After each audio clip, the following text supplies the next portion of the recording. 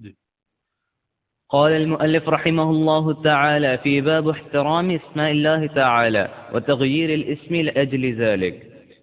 عن أبي شريح رضي الله عنه أنه كان يكنى أبا الحكم، فقال له النبي صلى الله عليه وسلم: إن الله هو الحكم فإليه الحكم. فقال: إن قومي إذا اختلفوا في شيء أتوني فحكمت بينهم فرضي كلا الفريقين. فقال: ما أحسن هذا، فما لك من الولد؟ فقلت: شريح. ومسلم وعبد الله قال: فمن أكبرهم؟ قلت: شريح. قال: فأنت أبو شريح. باب احترام اسماء اللہ تعالی وتغییر الاسم لاجل ذلك. اللہ تعالیٰ کے ناموں کا احترام، اللہ تعالیٰ کے ناموں کا احترام کرنا اور اسی بنا پر غلط نام کو تبدیل کر دینا. یعنی کوئی ایسا نام بندہ رکھ لے جو اللہ تعالیٰ کے نام کے احترام کے منافی ہو تو اس کو تبدیل کرنا. کوئی ایسا نام رکھ لے جس نام میں الہاد کا عنصر پایا جاتا ہے تو اس کو تبدیل کر کے اچھا نام رکھنا. تو یہاں دو چیزیں، ایک اللہ تعالیٰ کے ناموں کا احترام، وَلِلَّهِ الْأَسْمَاءُ الْحُسْنَىٰ فَادْعُوهُ بِهَا، اللہ تعالیٰ کے پیارے پیارے نام ہیں، ان ناموں سے اللہ کو پکارو. وہ نام اللہ نے خود رکھے ہیں، کسی اور نے نہیں رکھے. کسی اور کا رکھا ہوا نام چل بھی نہیں سکتا. جیسے لفظ خدا، یہ اللہ تعالیٰ کے ناموں میں نہیں ہے، ہم نے رکھا ہے. یہ نام ہماری زبانوں پر ہے، غلط ہے. اور بڑا کوہرام یہ ہے کہ لفظ خدا کو اللہ تعالیٰ کا بدل قرار دیتا، لفظ اللہ کا، کہ جو معنویت لفظ اللہ کی ہے وہی لفظ خدا کی. یہ بڑا ظلم ہے. اللہ لفظ الجلالہ، اللہ تعالیٰ کا نام دنیا کا سب سے بڑا علم ہے، سب سے بڑا نام ہے. اور پوری دنیا اکٹھی ہو جائے، انسان بھی، جن بھی، نبی، صالحین، صادقین، شہداء، انبیاء، سب جمع، انسان و جن سب، اولین و آخرین سب جمع ہو جائے، اللہ تعالی کے اس نام کا، اس علم کا ترجمہ نہیں کر سکتے، اس کے معنی بیان کرنے کا حق ادا نہیں کر سکتے. لفظ خدا اللہ تعالیٰ کے نام کا بدل ہو، یہ کیسے ممکن؟ یہ فارسی لفظ ہے جس کا معنی مالک، یہ اللہ کا بدل نہیں ہے، اس کا عوض نہیں ہے. لہذا ہماری زبانوں پر جب بھی اللہ رب العزت کا ذکر ہو، نام آئے، تم اللہ کہیں، اللہ تعالی، اللہ جل جلالہ، اللہ رب العزت. لفظ خدا کہنے سے گریز کرو. اللہ پاک فرما رہا ہے کہ اللہ تعالیٰ کے پیارے پیارے نام ہیں، ان ناموں پر اکتفا کرو. نبی علیہ السلام کی حدیث ہے: ان للہ 99 اسما من احصاها دخل الجنہ. اللہ تعالیٰ کے 99 نام جو ان کا احصاء کر لے وہ جنت میں جائے گا. جنت کا راستہ کھلا ہے ہمارے سامنے. ان ناموں سے تعلق قائم کرنے میں احصاء کر لو. ان کا احصاء کے 4 معنی: ایک، ان ناموں کو پڑھنا، ان ناموں سے دعا کرنا، جو چاہیے ناموں کے اندر وہ واسطہ موجود ہے، وسیلہ موجود ہے. اگر رزق چاہیے تو اللہ رزاق ہے، یا رزاق ارزقنی، اے رزاق مجھے روزی عطا فرما. جو چاہیے اللہ تعالیٰ کے نام موجود ہے. اللہ اکبر. یوسف علیہ السلام کا پورا واقعہ سورہ یوسف میں مذکور ہے. آخر میں جب ان کے والد یعقوب علیہ السلام بھی پہنچ گئے ان کے پاس، تخت پر بیٹھے، اس وقت یوسف علیہ السلام کی باتیں کی، ان میں سے ایک بات، ایک جملہ جو قرآن نے ذکر کیا کہ ان ربی لطیف لما یشاء، میرا پروردگار لطیف ہے جس کے لیے چاہے. بڑی معنویت اس میں کہ اللہ لطیف ہے. لطیف کا معنی کیا ہے؟ لطیف کا معنی یہ ہے کہ ایک بندہ، اس کا ظاہر کچھ ہے مگر اندر ہی اندر اللہ کی تدبیریں اور ہیں. یوسف علیہ السلام کا ظاہر کیا تھا؟ بھائیوں نے پکڑا، عداوت قائم کی، کنویں میں ڈال دیا. کوئی ہے نکالنے والا؟ بالآخر نکالے گئے، کوڑیوں کے مول بیچے گئے. یہ ظاہر. جیل میں ڈالے گئے. بعض روایت میں 9 سال جیل میں گزارے. یہ ظاہر مگر اندر ہی اندر اللہ تدبیریں فرما رہے. اور پھر اس کا نتیجہ کیا نکلا؟ 2 نتیجے نکلے. ایک نبوت کا تاج، دوسرا پورا ملک مصر کی بادشاہت کا تاج. جو بندہ، جو غلام کنویں میں گرا پڑا، وَشَرَوْهُ بِثَمَنٍ بَخْسٍ دَرَاهِمَ مَعْدُودَةٍ، اور کوڑیوں کے بل کے عوض بیچا جا رہا ہے، جس کی قیمت یعنی کوڑیوں میں لگتی. کوئی تصور کر سکتا ہے کہ کل یہ پورے ملک کا بادشاہ ہوگا؟ ان ربی لطیف لما یشاء، میرا پروردگار لطیف ہے. میرے بندے، اگر تیرا ظاہر تکلیفوں پر ہے، کاروباری تکلیفیں ہیں اور پریشانیاں ہیں، یا لطیف، اے لطیف، اس لطیف کو پکار جو اندر ہی اندر تیرے لیے تدبیریں فرمائے گا. یہ پروردگار کے ناموں سے تعلق کا فائدہ. جو چاہو اللہ کے نام موجود ہے. سلیمان علیہ السلام کے دور میں قحط سالی پھیل گئی، پانی تک رسائی ممکن نہ رہی.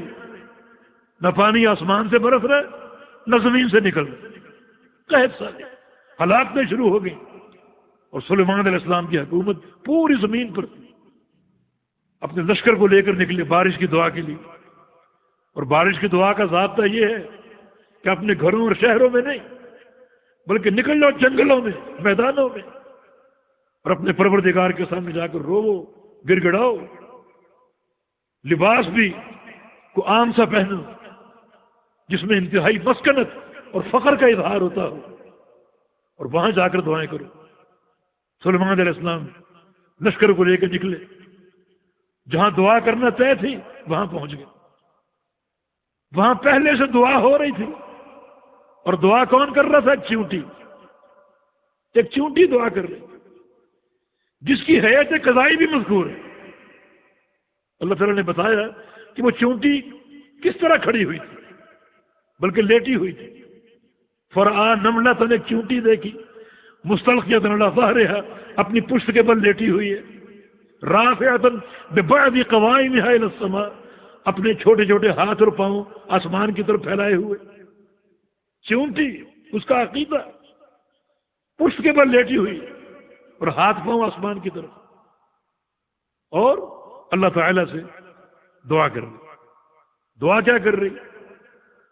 اس کو ایک واسطہ دے رہی ہے، اس کے ایک نام کا، ایک صفت کا. اللہم انا خلق من خلقک، یا اللہ ہم تیری مخلوق ہے اور تو ہمارا خالق ہے. یہ خالقیت کا واسطہ، تو ہمارا خالق. جب ہمارا خالق ہے تو ہماری ضرورتیں دیکھ یا اللہ، وہ پوری فرما. ہمیں پانی چاہیے، پانی عطا فرما. دیکھیں پروردگار کو پکارنے کا انداز، پکارنے کا طریقہ. ایک چونٹی کا عقیدہ، مشکل اس پر بھی آ پڑی، اور وہ اپنی ہاتھ پاؤں آسمان کی طرف دراز کیے، اللہ تعالیٰ سے باتیں کر رہی، کسی وسیلے کے بغیر، کسی طفیل کے بغیر، براہ راست اللہ تعالیٰ سے باتیں کر رہی. چونٹی کی پکار دیکھو. دعا کر دی ایک دفعہ، اللہم انا خلق من خلقک ولیس بنا غنم سقیاک، ہمیں پانی چاہیے، پانی عطا فرما. سلیمان علیہ السلام جانوروں کی بولی جانتے تھے، چونٹی کی پکار کو سن لیا اور سمجھ گئے اور پہچان لیا. فوراً فرمایا ارجعوا فقد سقیتم بدعوت غیرکم، لوٹ چلو، واپس چلو، تم سے پہلے چونٹی دعا کر چکی ہے اور اللہ نے قبول کر لی. لوٹ چلو، بھیگ جاؤ گے، موسلا دھار بارش برسنے والی، لوٹ چلو. یہ پروردگار کی صفات، اس کے نام اور اس کے ناموں کا احترام.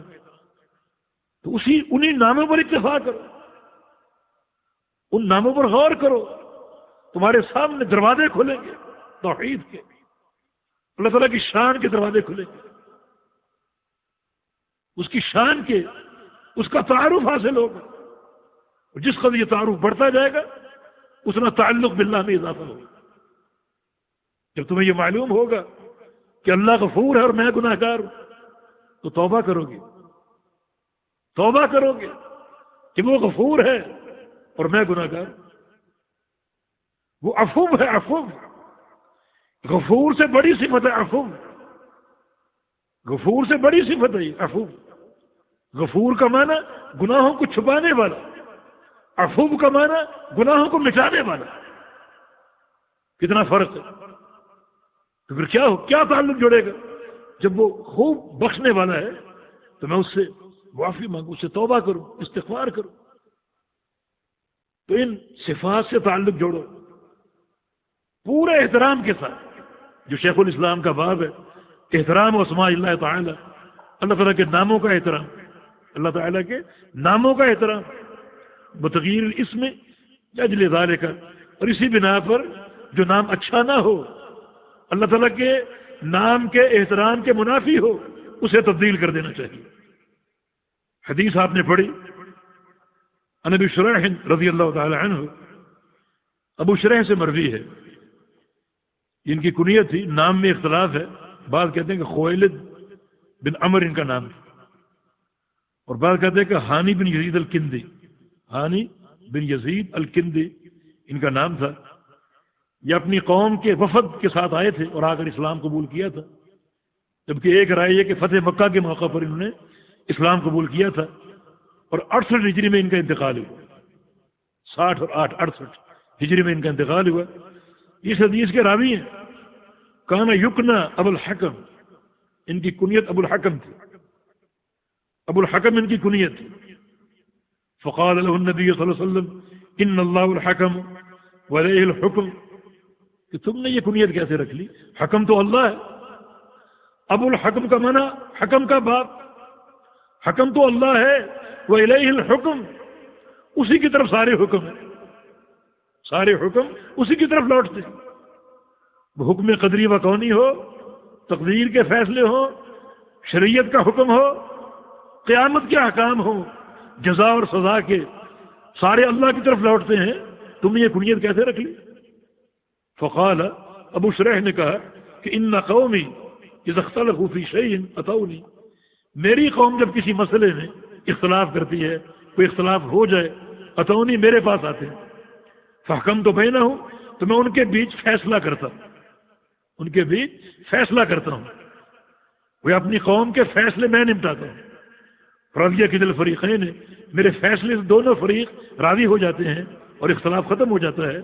لہذا میری قوم نے میری کنیت ابو الحکم رکھ دی کہ تم اچھے فیصلے کرتے ہو اور فیصلوں کی تم اچھی صلاحیت ہے تمہارے اندر، تمہاری کنیت ابو الحکم ہونی چاہیے، اس لیے یہ کنیت میں نے رکھ لی. فرمایا کہ نہیں، حکم تو اللہ ہے، حکم تو اللہ ہے. جیسے کوئی عالم اپنی کنیت رکھے ابو الاعلی، ابو الاعلی، اعلی کون ہے؟ سبح اسم ربک الاعلی، سبحان ربی الاعلی، رب اعلی ہے، سب سے اوپر کون ہے؟ اللہ تعالی، اس سے اوپر کوئی نہیں. تو ابو الاعلی یہ کنیت، یہ اللہ تعالیٰ کی تعظیم میں بڑا خلل ہے، الحاد ہے. یہ ابو الحکم اسی قبیل سے، حکم تو اللہ ہے اور سارے فیصلے اللہ کی طرف ہیں. رسول اللہ صلی اللہ علیہ وسلم نے ارشاد فرمایا ما احسن هذا، اچھی بات ہے، بہت اچھی بات. اپنی قوم کے تم فیصلے کرتے ہو، اللہ تعالی نے تمہیں فیصلوں کی جو وہ سمجھ بوجھ دے رکھی ہے. فما لک من الولد، تمہاری کوئی اولاد ہے، بچے ہیں؟ قل، تو عرض کیا کہ جی ہاں ہیں. کیا ان کے نام ہے؟ ایک کا شریح، دوسرے کا مسلم، تیسرے کا عبداللہ. فرمایا کہ فمن اکبر، بڑا کون ہے؟ کہا کہ شریح. فرمایا کہ فانت ابو شریح، آج سے تمہاری کنیت ابو شریح ہے، تمہاری کنیت آج سے ابو شریح. تو چونکہ یہ اللہ تعالیٰ کی جناب میں ایک طرح کا الحاد تھا، اس کی تعظیم کے منافی تھی، اس کی شان ربوبیت کے منافی تھی، شان الوہیت کے منافی تھی. لہذا رسول اللہ صلی اللہ علیہ وسلم نے اس کنیت کو تبدیل کر دیا، ابو شریح کنیت دے دی ان کو. اس سے یہ بھی ثابت ہوا کہ کنیت انسان رکھا کرے اور اپنے بڑے بیٹے سے کنیت رکھے. آپ کنیت میں ایک انسان کی عزت ہے. جب کسی کو ابو عبداللہ کہو گے، ابو محمد، ابو احمد کہو گے تو مانا یہ اس کی اولاد ہے اور یہ ان کا والد ہے، اور والد ہونا شرف کی بات ہے. جو ایک اہل عرب کا انداز ہے، وہ کنیت سے پکارتے ہیں بڑوں کو بھی چھوٹوں کو، یا ابا عبداللہ، یا ابا عبد الرحمن. یہ شرف کی بات کہ تم والد کے مقام کو پہنچے، تمہاری اولاد ہے، یہ شرف کی بات ہے۔ تو بڑے بیٹے سے کنیت رکھنی چاہیے، اور آپ نے اس کی کنیت تبدیل کر دی، شاعر کے منافی ہے۔ وَمَن يُعَظِّمْ شَعَائِرَ اللَّهِ فَإِنَّهَا مِن تَقْوَى الْقُلُوبِ، جو اللہ کے شاعر کی تعظیم کرے گا یہ دلوں کا حقیقی تقویٰ ہے۔ شاعر سے کیا مراد ہے؟ شاعر شعیرہ کی جمع ہے، اور شعیرہ اس چیز کو کہتے ہیں جس کی تعظیم کا اللہ نے حکم دیا ہو۔ ما اشعر بتعظیم، جس کی تعظیم کی اللہ نے تعظیم کرو تو اس کی تعظیم کرنی چاہیے، اور سب سے بڑھ کر تعظیم کا مستحق اللہ تعالی ہے، اس کے نام ہیں، اس کی صفات ہیں، تو ان ناموں اور صفات کی تعظیم ہمیں کرنی چاہیے۔ قال المؤلف رحمه الله تعالى في باب من هزل بشيء فيه ذكر الله أو القرآن أو الرسول، وقول الله تعالى وَلَئِن سَأَلْتَهُمْ لَيَقُولُنَّ إِنَّمَا كُنَّا نَخُوضُ وَنَلْعَبُ۔ باب من هزل بشيء فيه ذكر الله تعالى أو القرآن أو الرسول، جو شخص مذاق کرے، جو مذاق اڑائے یا مذاق بنائے کسی ایسی چیز کا جس میں اللہ کا ذکر ہے، یا قرآن کا مذاق اڑائے یا رسول صلی اللہ علیہ وسلم کا، تو اس کا کیا حکم؟ جو شخص مذاق اڑاتا ہے اللہ تعالیٰ کا یا اللہ کے ذکر کا یا قرآن پاک کا یا رسول اکرم صلی اللہ علیہ وسلم کا، اس کا کیا حکم؟ یہ مذاق توحید کے منافی اور یہ کفر ہے، ایسا کفر جو بندے کو دین سے خارج کرنے والا، شریعت کا مذاق اڑانے والا دین سے خارج، بڑا کفر ہے، اور یہ توحید کے منافی ہے۔ اللہ تعالیٰ کا فرمان وَلَئِن سَأَلْتَهُمْ لَيَقُولُنَّ إِنَّمَا كُنَّا نَخُوضُ وَنَلْعَبُ، اگر آپ ان سے پوچھیں، سوال کریں کہ تم نے فلاں بات کیوں کی، فلاں جملہ کیوں کہا، وہ کہتے ہیں کہ ہم نے صرف مذاقاً کہا ہے، ہم تو کھیل رہے تھے، ایک ہنسی مذاق کے طور پر۔ قُلْ أَبِاللَّهِ وَآيَاتِهِ وَرَسُولِهِ كُنْتُمْ تَسْتَهْزِئُونَ، ان سے کہو کہ اللہ کے ساتھ، اس کی آیات کے ساتھ اور اس کے رسول کے ساتھ مذاق کرتے ہو۔ آگے فرمایا کہ لا تعتذروا قد کفرتم بعد ایمانکم، اب تمہیں کوئی عذر پیش کرنے کی ضرورت نہیں، تم ایمان کے بعد کافر ہو چکے ہو، تم یہ مذاق کر کے کافر ہو چکے ہو۔ لہذا جو شخص بطور خاص ان تین چیزوں کا مذاق اڑاتا ہے، اللہ تعالیٰ کا یا قرآن پاک کا یا رسول اللہ صلی اللہ علیہ وسلم کا، وہ کافر، کیونکہ نصاً ان تین چیزوں کا مذاق جس کو کفر کہا گیا، نصاً ان تین چیزوں کے مذاق کو کفر کہا گیا۔ اور اس کا ایک واقعہ بھی جو آگے آ رہا ہے، پڑھ لیجیے۔ عن ابن عمر ومحمد بن كعب وزيد بن أسلم وقتاده دخل حديث بعضهم في بعض أنه قال رجل في غزوة تبوك ما رأينا مثل قرائنا هؤلاء أرغب بطونا ولا أكذب ألسنا ولا أجبن عند اللقاء، يعني رسول الله صلى الله عليه وسلم وأصحابه القراء. فقال له عوف بن مالك كذبت ولكنك منافق، لأخبرن رسول الله صلى الله عليه وسلم. فذهب عوف إلى رسول الله صلى الله عليه وسلم ليخبره فوجد القرآن قد سبقه، فجاء ذلك الرجل إلى رسول الله صلى الله عليه وسلم وقد ارتحل وركب ناقته، فقال يا رسول إنما كنا نخوض ونتحدث حديث الركب نقطع به عن الطريق. قال ابن عمر كأني أنظر إليه متعلقا بنسعة ناقة رسول الله صلى الله عليه وسلم وإن الحجارة تنكب رجليه، وهو يقول إنما كنا نخوض ونلعب، فيقول له رسول الله صلى الله عليه وسلم أبالله وآياته ورسوله كنتم تستهزئون لا تعتذروا قد كفرتم بعد إيمانكم وما يلتفت إليه وما يزيده عليه. شاباش. یہ روایت عبداللہ بن عمر، محمد بن کعب، زید بن اسلم اور قتادہ ان سب سے مروی ہے. داخل حدیث و بعض فی بعض، اور بعض کی حدیث بعض میں داخل ہو گئی. اس سے مراد یہ ہے کہ ان چاروں سے ایک واقعہ منقول ہے، مگر کسی نے اس کو مختصر بیان کیا اور کسی نے کم الفاظ سے بیان کیا. تو ان سب کے بیان کو جمع کر کے حدیث کے متن کو ترتیب دیا گیا. اور یہ فنن یہ جائز ہے. اگر ایک روایت یا ایک واقعہ کئی ایک سے منقول ہو اور کسی میں الفاظ کم ہوں کسی میں زیادہ ہوں، تو آپ سب کے الفاظ جمع کر لیں اور اس واقعے اور قصے کو ان سب کے الفاظ کی روشنی میں ترتیب دے لیں. جیسے قصہ عفق ہے جناب عائشہ صدیقہ پر، جو تہمت کا واقعہ طویل حدیث ہے، اور وہ بھی کئی روایت سے مروی ہے یہ واقعہ. اور محدثین نے ان روایتوں کو متن کو اکٹھا کر کے ایک متن اور ایک سیاق اس کا بنایا ایک ترتیب کے ساتھ. اسی طرح یہاں بھی بعض روایت سے یہ واقعہ منقول ہے اور ان سب کے متن کو جمع کر کے ایک متن بنا دیا گیا.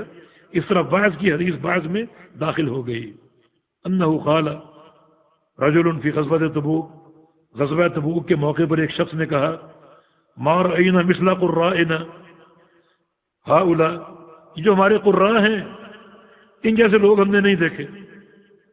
اشارہ کس کی طرف ہے؟ رسول اللہ صلی اللہ علیہ وسلم کی طرف اور قراء صحابہ کی طرف. اللہ کے پیارے پیغمبر قرآن پڑھا کرتے تھے، صحابہ قرآن پڑھا کرتے تھے، تو سب کی طرف اشارہ کر کے کہتا ہے کہ ان قراء جیسا ہم نے کوئی نہیں دیکھا، ان قراء جیسے لوگ ہم نے نہیں دیکھے. یہ کیسے لوگ ہیں؟ ارغب بطون، یہ بڑے پیٹو کھانے والے، کھانے کی بڑی ان کو رغبت ہوتی ہے. ولا اکذب السنا، زبانوں کے جھوٹے ہیں. ولا اجبن عند اللقاء، اور جنگ میں سب سے بزدل ہے. ہم نے ان جیسے لوگ نہیں دیکھے. اشارہ کس کی طرف؟ رسول اللہ صلی اللہ علیہ وسلم کی طرف اور صحابہ اکرام جو قراء صحابہ ان کی طرف. انہوں نے استہزاء کیا، مذاق اڑایا. فقال له عوف بن مالک، تو عوف بن مالک نے یہ بات سن لی اور کہا کذبت، تم جھوٹ بول رہے ہو. ولکنک منافق، تم مجھے منافق لگتے ہو. ورنہ مومن تو اللہ کے پیغمبر کی تعظیم کرتا ہے، احترام کرتا ہے. تمہارا یہ جملہ تمہارے منافق ہونے کا مظہر ہے. لأخبرن رسول اللہ علیہ وسلم، میں نبی علیہ السلام کو خبر دوں گا کہ تم نے باتیں کی ہیں، اللہ کے پیارے نبی کو بتاؤں گا. فذهب عوف الى رسول اللہ علیہ وسلم يخبره، تو عوف بن مالک رسول اللہ علیہ وسلم کی خدمت میں حاضر ہوئے تاکہ نبی علیہ السلام کو خبر دیں کہ اس شخص نے یہ باتیں کی. وجد القرآن کا سبق ہو، عوف فرماتے ہیں کہ میرے پہنچنے سے پہلے ہی قرآن سبقت لے جا چکا تھا، کہ اللہ کی وحی آ چکی تھی. اللہ تعالیٰ نے اپنی وحی کے ذریعے رسول اللہ صلی اللہ علیہ وسلم کو اس شخص کی باتوں سے آگاہ کر دیا کہ فلاں شخص نے یہ بات کی. یہ عوف بن مالک کا جانا کہ نبی علیہ السلام کو بتاؤں گا، یہ چغلی نہیں ہے، نہیں یہ نمیمہ نہیں، یہ خیر خواہی ہے، تاکہ سب کو علم ہو جائے کہ اللہ کے رسول صلی اللہ علیہ وسلم اور صحابہ کس توقیر کے مستحق ہیں. اس قسم کی باتیں یہ نفاق کے زمرے میں آ سکتی ہیں. تو جہاں مصلحت عامہ ہو اور جہاں اس طرح کی حکمت پنہاں ہو، وہاں حاکم وقت تک یا کسی بڑے تک بات کو پہنچانا یہ چغلی نہیں ہوتا، بلکہ یہ شرعی مصلحت کے تحت جائز بلکہ واجب ہوتا ہے تاکہ اصلاح ہو جائے. چنانچہ عوف بن مالک پہنچے تو وہی پہلے پہنچ چکی تھی. فجاء ذلك الرجل الى رسول اللہ صلی اللہ علیہ وسلم، وہ شخص بھی رسول اللہ صلی اللہ علیہ وسلم کے پاس آ گیا. جب عوف نے بتایا کہ میں نبی علیہ السلام کو بتاؤں گا، اس میں ایک خوف پیدا ہو گیا، وہ بھی پیغمبر علیہ السلام کی خدمت میں حاضر ہو گیا. وقد ارتحل وراکب ناقتہ، نبی علیہ السلام اپنی سواری پر رحل ڈال چکے تھے اور سواری پر سوار ہو چکے تھے.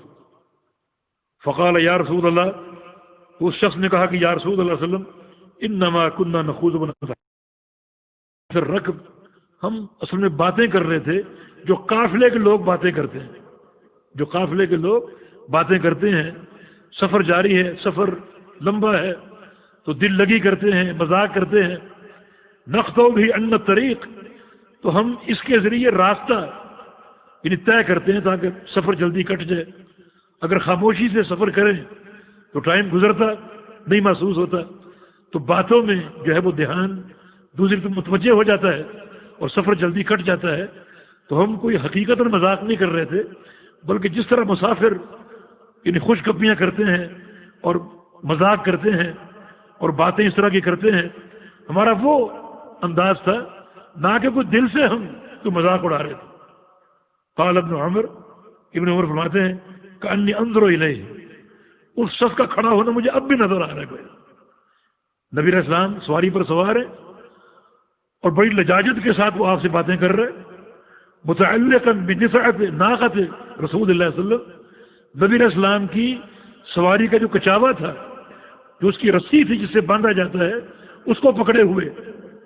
وَإِنَّ الْحِجَارَ تَنْكِبُ رِجْلَيْهِ، اور پتھروں نے اس کے پاؤں کو زخمی کر دیا تھا. یعنی اس طرح اجلت سے بھاگا ہوا آیا کہ پتھروں سے ٹھوکریں کھاتا ہوا، پتھر چبھ رہے ہیں، اس کو زخمی کر رہے ہیں، اس کو پرواہ نہیں، لیکن دوڑتا ہوا آ رہا ہے اپنی ایک برات نبی علیہ السلام کے سامنے پیش کرنے کے لیے کہ میں حقیقت مذاق نہیں کر رہا تھا، بلکہ جس طرح مسافروں کی ایک گپیں ہوتی ہیں، اس طرح کے مذاق ہوتے ہیں، ہم وہ مذاق کر رہے تھے. انما كنا نخوض ونلعب، ہم صرف ایک کھیل تماشا کر رہے تھے اور کوئی نیت نہیں، کوئی مقصد نہیں تھا. فیقول له رسول اللہ صلی اللہ علیہ وسلم، تو نبی علیہ السلام اس کو یہ بات فرما رہے تھے، اب اللہ وآیاتہ ورسولہ کنتم تستہزئون، جو اللہ کی وحی اتری تھی اسی وقت وہ آپ نے پڑھ کے سنائی کہ کیا تمہیں مذاق کے لیے اور کھیل تماشے کے لیے اللہ تعالی اس کی آیتیں اور اس کا رسول ملا ہے، اللہ کے ساتھ مذاق کرتے ہو، اس کے رسول کے ساتھ اور قرآن کی آیات کے ساتھ مذاق کرتے ہو. فرمایا کہ اب جو بھی تم عذر نہ تھا ضرور، اب عذر پیش کرنے کی ضرورت نہیں ہے، کچھ بھی کہو. قد کفرتم بعد ایمانکم، تم ایمان لانے کے بعد کافر ہو چکے. یعنی یہ مذاق جو اللہ تعالیٰ کا مذاق، اللہ کے رسول کا مذاق اور قرآن کا مذاق، اتنا یہ وعید شنیع کا حامل ہے، خطرناک وعید کا. چاہے دل سے وہ نہ بھی کرے، ایک مذاقاً ایک بات کہے، اسی سے وہ کفر کا مرتکب ہو جاتا ہے. اتنی شدید اس کی وعید ہے.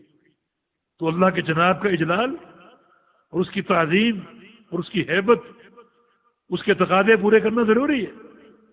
اور خاص طور پہ جن لوگوں کی مذاق کی عادت ہوتی ہے اور کثرت سے مذاق کے وہ ہوتے ہیں، ان کے لیے یہ نصیحت ہے کہ اپنی زبانوں کی حفاظت کریں.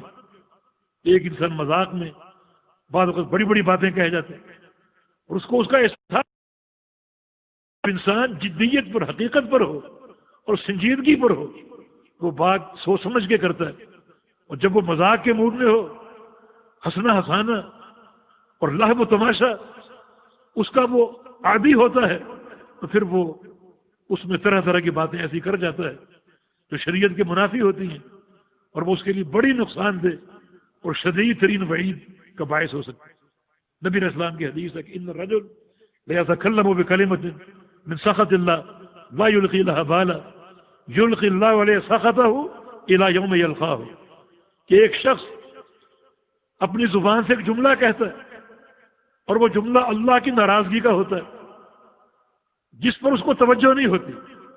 اس نے جملہ کہا اور بھول گیا، فراموش کر بیٹھا، اللہ تعالیٰ ناراض ہو چکا، اس کو اس کا احساس ہے، پڑھ رہے، روزے رکھ رہے، حج بیت اللہ کر رہے، اللہ ناراض ہے. یلقی اللہ علیہ سخطہ الی یوم یلقاہ، اس ایک ہی جملے کی وجہ سے اللہ تعالیٰ اپنی لعنتیں اور پھٹکاریں اس پر نازل کرتا رہے گا. کب تک؟ جب تک قیامت قائم نہ ہو جائے. وہ نمازیں پڑھ رہا، ایک ہی جملہ اللہ تعالیٰ کی لعنت کا موجب بن گیا اور قیامت کے قائم ہونے تک اس پر لعنتیں برستی رہے۔ ان الرجل لیعمل بعمل اہل الجنہ، ایک شخص جنت والے کام کرتا ہے، جنت والے، حتی لا یبقى بینہ وبینہا الا شبرا، اتنے عمل کرتا ہے کہ اس کے اور جنت کے درمیان صرف ایک بلشت کا فاصلہ باقی رہ جاتا ہے۔ ثم یتکلم بکلمۃ، پھر اس اسٹیج پر ایک کلمہ ایسا بولتا ہے، ایک بول ایسا ادا کرتا ہے، ایک بول ایسا ادا کرتا ہے کہ یلقى فی نار جہنم 70 خریفہ، جہنم میں گرا دیا جاتا ہے 70 سال کی مسافت کے بقدر، حالانکہ جنت کے دھانے پر کھڑا ہے، ایک نیکی ہو جنت میں داخل ہو جائے، مگر زبان کا ایک ہی بول اس کو جہنم میں 70 سال نیچے لے گئے۔ اس لیے خاص طور پہ جو لوگ اکثر مذاق کے موڈ میں باتیں کرتے رہتے ہیں، ان میں جدیت اور سنجیدگی نہیں ہوتی، تو بعض اوقات بے دھیانی میں ایسی بات کہہ ڈالتے ہیں جو اللہ اور اس کے رسول کی ناراضگی کا باعث بن جاتا ہے۔ سلف صالحین کو ایسی باتیں بھولتی نہیں تھی۔ حسن بصری رحمہ اللہ علماء تابعین میں سے، اپنی عمر کے آخری حصے میں انہیں ایک شدید تکلیف کا سامنا کرنا پڑا، شدید تکلیف کا، شدید پریشانی کا، تو انہوں نے فرمایا کہ آج سے 40 سال پہلے میں نے اپنے ایک دوست کو مفلس کہہ کر پکارا تھا، ہو سکتا ہے مجھے یہ تکلیف اسی بنا پر مل رہی۔